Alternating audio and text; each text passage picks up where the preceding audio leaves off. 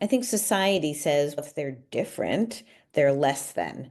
And that's crazy because they have so many other things to offer, so many wonderful qualities. And I think when we assume that people learn differently, so they're less than, then we need to feel sort of pity. And I scoff at that. That's just crazy to me.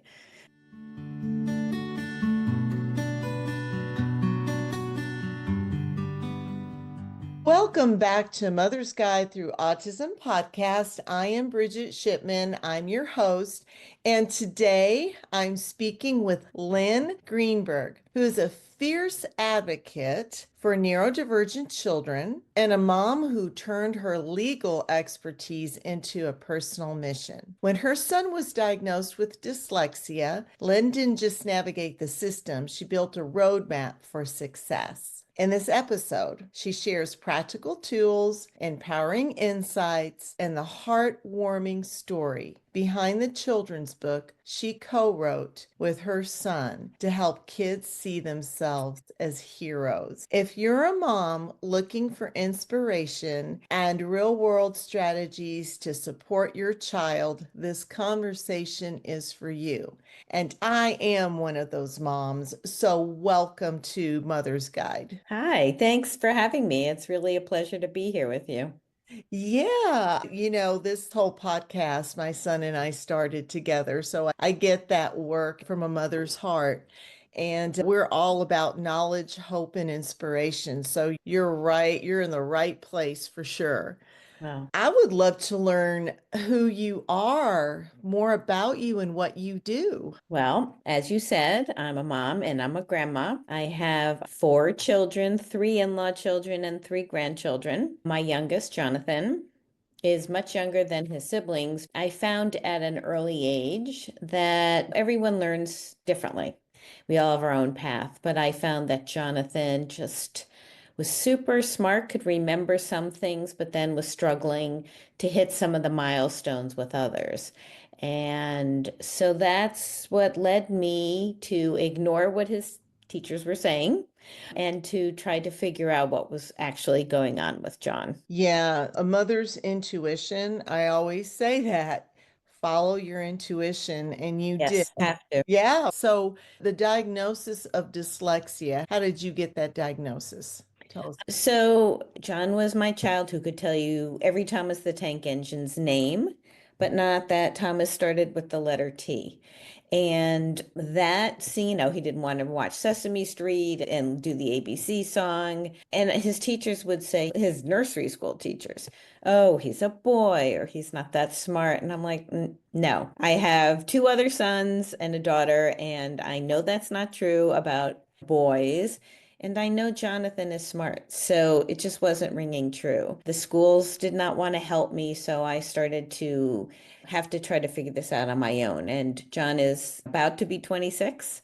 So we didn't really have good computer. I couldn't Google it. It was dial-up computer. So I started investigating, and I talked to a good friend who is a pediatrician. I talked to my own pediatrician, and I just started asking questions and going to the library and doing what I could to try to understand what I was beginning to wonder could be dyslexia. I had no knowledge of dyslexia. And finally, the school would not test him. So I had to go outside and get a professional neuropsych evaluation, a test. Sure enough, classic dyslexia, super smart, and just was going to need how to learn to read differently. Thank goodness you listened to your inner voice. And also, he's 26 now. My son Joseph is 33. And so, what it was like finding information then Yes. was very different than what it is now. Yes. And it is so important to have these conversations because I've noticed that even with all the information available, it's hard to navigate through all the information, right? Yes, 100%. Yeah. And even with more knowledge, there are always struggles, no matter where you're at on whatever neurodivergent journey you're on. Yes. What were some of your biggest struggles? So I think the first one was trying to find out what was going on. My other children sound like they're I have 38 on down. And so, as I said, everyone learns differently. I think even when we found out what the label was, and I think it's so important to find out what's going on, once you find that label, you still now have another road. How am I going to help my son learn how to read in this case? Not that they need fixing, but how am I going to encourage this reading journey for him? And again, I definitely came up with, again, stumbling blocks in the school system. And to be honest, finally, the learning specialist said to me, I don't know how to treat someone with dyslexia. And at least she was honest with me. She swore me to secrecy, but she said, I just don't know how. And the truth is, I don't think we can expect a learning specialist to understand under the category, there are probably 20 things they're supposed to help guide children through. And we can't expect them to all understand how to do that for every issue. And I think also our public schools are very overwhelmed. We expect teachers to teach 28 children in a classroom. I just think in general, we need to look at our school systems. For me, I had to start understanding what dyslexia was, but how best to treat it. I found that there was a school in the next state over, about 45 minutes away, and we applied. They only take smart kids or kids with language-based learning issues, dyslexia being prominent. And he did get in. We had to make a family decision about whether John would go or not. That was the road to getting him the right academic curriculum that he needed. Yeah, there's so much to the journey, whether, it's dyslexia or autism or ADHD. What I think is what I love is that we're learning so much more about the brain Yes, and that it isn't a matter of intelligence. I think our kids are really made to feel like they're not as smart. Different is a bad thing. And I love the stuff that's coming out right now. And I was a teacher and retired now, but I agree with you. There are so many things that we need to do to help the future generations. We do have a lot of issues in our public school system. We have wonderful teachers and they just need help. So, 100%. They are hardworking and I believe underpaid and definitely need more support than they get. I 100% agree with you. yeah, I think it's important for them to hear, for those that do listen to this podcast, that we get it. Yeah. You developed a roadmap Hmm. to success for your son and became an active supporter of all neurodivergent children, which I love because I am too. Tell us about that roadmap to success and how that came about. Well, I think, as you've alluded to, a lot of children with neurodivergent issues have what they call comorbidities. And quite often, dyslexics have ADHD, or it's not usually just one neurodivergent issue. I have found so many, like John and the friends that he made at the Windward School, where he went, super smart kids. They're all very creative in some way. They found ways to, before they could get the education that they needed, maybe, they found ways to help themselves to be creative. They're very creative. He has a friend from the school who has become a playwright, someone who's an engineer, a musician. And I think society says if they're different, they're less than. And that's crazy because they have so many other things to offer, so many wonderful qualities. And I think when we assume that people learn differently, so they're less than, then we need to feel sort of pity. And I scoff at that. That's just crazy to me. So John is like my super smart, very artistic child. He's getting his MFA right now. Way to go. I Yeah. love that. Thanks. Yes, I think what it takes is believing in our kids, right? A And giving, 100%. yeah. I am a bit of a Pollyanna, but I really do believe anything is possible. Yeah, I do believe the struggles are real, not to take away from that, because Yes, I've struggled, Joseph struggled, our family has struggled. It's not saying there isn't struggle. It's just simply saying that they bring beauty into the world in their own way, as each individual human does. agreed. I love this. So would you tell us about Robbie, the dyslexic taxi, and the airport adventure? Yeah. So during COVID, That's better. Show that again. I want uh, that. For our this is viewers our that Robbie. watch us on YouTube, they need to see this. Oh, that's beautiful. Thank you. Thanks. As I said, John is an art student, and during COVID, he was home from college. And it's very hard to do art virtually. And at the time, I was also reading to my grandchildren on FaceTime. And John tried to always keep up. He would sketch and he would do other things outside the work that he was supposed to be doing. And we started throwing around the idea like, oh, we should write a children's book. Okay, what would that look like? And what do we know about? And we talked about it, and we certainly know about dyslexia. And John thought, we thought cars, some sort of transportation. Kids love cars or trains or planes. And so the idea of Robbie grew, and then the conversation became what would happen if this taxi had trouble reading the signs? How would they creatively figure out how to get to their destination, or if their destination changed, what happened? And so that's how Robbie the Dyslexic Taxi was born. Since then, he works at the Creative Cab Company.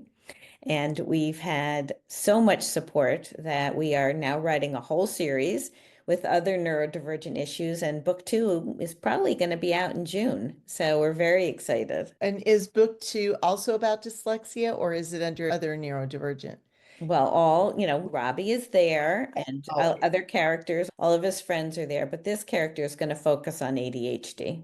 okay. Yeah, that's great. I love that. Yeah, How smart that is too. I love this story and it is inspirational. And thank you. how you and Jonathan came up with the idea for the book. Isn't that interesting how many conversations I've had where so many creative projects were born during COVID? I think we had different kind of time on our hands. If we worked, we still were talking like you and I are talking now. The time was different. We weren't running around. We weren't doing errands outside the home. And I think we certainly took our hand at baking and gardening, but I think people were looking for something else that they could really be creative with or focus on more clearly than they might have when they're running to a job or running to pick up their kids at school. And I think that kind of time lent itself to different kinds of creativity. It really did. It gave us the space to use Yes. that part of ourselves. So many wonderful stories like that. I would like to kind of slow down and move from your beautiful book and your story into advice for parents raising neurodivergent kids. I think the first thing I would say is we've touched on, you have to listen to your gut. There are verbal cues and nonverbal cues. Teachers may say that you're wrong if you feel something is up. I don't know that's always the case. I think you really need to listen to your gut. But I also know that some of the obvious sort of verbal cues, I think you have to look to the nonverbal ones. For John and for others, I think the teacher would say, I don't understand. John gets up and he walks around and he's disruptive. And I'm like, that's not John. Even as a prejudiced mom, that's not my John. I thought, why is he feeling frustrated? Sure enough, it was because the teacher was asking him to read something that he couldn't read. And she was making him feel badly about it. He couldn't, no matter how hard he tried. So he got up and walked around. At 5 years old, what else are you going to do? He's trying to understand and explain, but he doesn't have the words. He doesn't know what dyslexia is. He hasn't heard that word even. So I think it's really important for parents to just take the whole child in and see what's going on and not just make assumptions based on some of the reports that you're getting from school. You have to see past that and go with your gut and your instincts. Yeah, I think that's great advice because we have to go externally to find information and things. But at the end of the day, I think the mother's intuition and dad's too. Yeah. But for me, I felt like my intuition was also very strong. And to really advocate for your child, Yes. we have instinct for that as a Mhm. mom. So I agree with that. That's great advice. Is there anything else you would like to mention before we go? I think it's so important to also find community because back then, people weren't as willing even to talk about differences with their children, maybe because they didn't want somebody to be critical, perhaps say the wrong thing. But I think it's so important now. I did not have a community and it was hard. I didn't know who to talk to, where to turn. And it wasn't until John went to the school he went to that every other parent I spoke to had the exact same story. And now there are Facebook groups and community groups and online boards. I think however you find your community, I think it's really important to find that for yourself, for your child, for your family, because we need the support. We need the conversation because that also helps it helps others, but it helps us to find a good path for us, for our children. So definitely find your community. I'm happy always if people have questions. We have a website, we have Instagram and Facebook, and you can find us at Creative Cab Company. DM me, email me. I'm not a professional, but I certainly have a lot of experience and hopefully can have a conversation with somebody if they're looking on a path and I can maybe help point in the right direction. I think the advice that you have is priceless, right? Because when you say you're not a professional, I get that statement, but really, you kind of are. Mom professional. I can't say that I'm a like I didn't go to school for, but Right. I am on some level a professional. You're an author. I am an author, lawyer. Yeah. Yeah, you have many things that you can offer us. So I love that. And we will also post, our listeners can find you and definitely want to. Is your book on Amazon? Where can we get your book? Yes. So the book with the wonderful illustrations that John has done, you can absolutely buy it on Amazon. If you go into a bookstore and you don't see it, they can order it through bookshop.org or other platforms. But there it definitely is available. Probably the easiest for many is Amazon, but hopefully people are supporting small bookstores. Yeah. And so go in there and ask and you can get it. Okay, great. Yeah, because as a mom, you're always wanting to find ways to communicate with your child and help them Yes. through whatever their neurodivergent diagnosis is. So it's a great tool to have a book like that. Thank you. And we have found actually, I go in to read in classrooms sometimes. We found that it opens up wonderful conversations, not just for the child who might have dyslexia or may wonder why they're having trouble reading, but for the child who is curious and is reading well but doesn't understand, for the teacher who doesn't really know as much about it, for the parent who might not know as much about it. And so it's opened up really some very interesting conversations. I bet it has. I've loved ours. Yeah, thank you so much. Thank you so much for being a guest, and we look forward to seeing what other books you and John are going to create. Keep us updated, and Absolutely. your next one comes out. If you'd like to come back, we would love to have you. That's lovely. I would love to share it with you and your audience. Thank you. Thanks for having me. Absolutely. If you enjoyed this episode of A Mother's Guide Through Autism podcast, please subscribe to our YouTube channel so we can help spread knowledge, hope, and inspiration. I'll see you in the next episode.